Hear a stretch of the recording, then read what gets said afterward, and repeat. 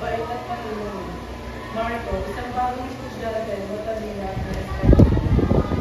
Tagpo, looban ng paaralan. Nakita niyo ba yung anak niya po kagabi? Oo, nakita namin.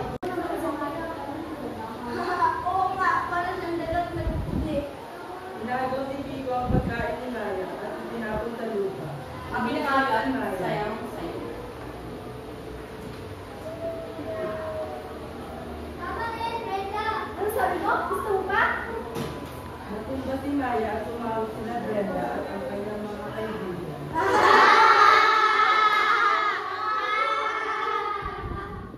Umalis sila Brenda at ang kanyang mga kaibigan. Naiwang umiiyak si Maya. Lumapit sina Anak Pusin. Iha, ayos ka lang ba? Halika, kumain ka. Tinulungan ni Aling Pusin na si Maya at ang kanyang. Huwag kang magpapakita sa kanila. Tandaan mo, mas mahalaga ang kung sino ka sa loob. Pero ayaw kasi lagi na nila ako inaapi. Kaya mo yan. Magtiwala ka sa sarili mo. Ikalawang tagpo. Karinderya ni Aling Pusin, isang buwan na nakalipas. Madalas nang pumunta si Maya sa karinderya ni Aling Pusin, nagkukwento na sa mga kanyang mga kaibigan. Ay, kasi gusto ko sana magbago pero hindi ko alam kung paano. Iha, ang pagbabago ay nagsisimula sa loob. Buharin mo ang sarili mo. Mag-aral ka mabuti.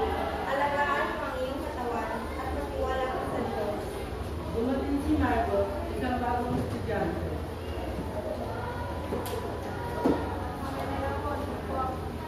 Oh, Marco, halika, umupo ka.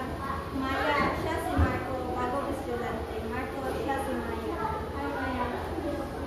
Naging magkaibigan sina Maya at Marco. Tinulungan ni Marco si Maya sa kanyang pag-aaral at binigyan ng kakasuhan. Ikatlong tagpo, araw ng pagtatapos, bilang paagalan. Nakatayo si Maya sa entablado, tumatanggap ng palaman bilang barangay cleric. Nakasuot ng magandang damit at mas may confident kaysa dati. Akalain na darating ako sa puntong ito. Maraming pagsubok ang dumating sa buhay ko. Pero hindi ako sumuko. Nagtiwala ako sa mga sarili ko, sa mga taong nagmamahal sa akin, at sa Diyos, sa mga taong nag-abdi sa akin noon. Maraming salamat dahil sa inyo. Mas naging matatag ako.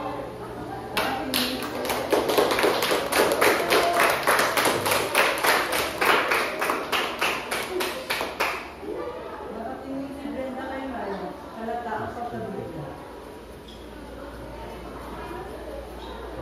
Sa lahat ng mga estudyante, huwag kayong matakot mag-aral. Huwag kayong maapito sa mga taong humihila sa inyo. Pagkabang magtiwala kayo sa inyong mga sarili. Bumaba si Maya sa entablado, lumapit si Marco.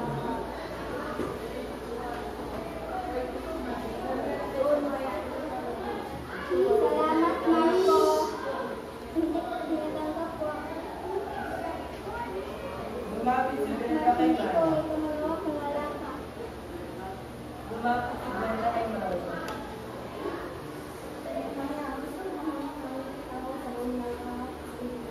Natanggap ko ang iyong paghingi ng tawad. Ngumiti si Maya at nagkakagpapalayo kasama si Marco. Natapos ang eksena. Wakas.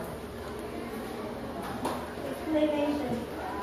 The script revolves around Maya, who transforms from a bullied girl to a confident and victorious. It emphasizes themes of self-love, perseverance, and forgiveness.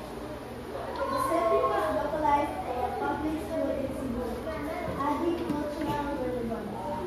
The values of this written with Tagalog education is physical grammar and.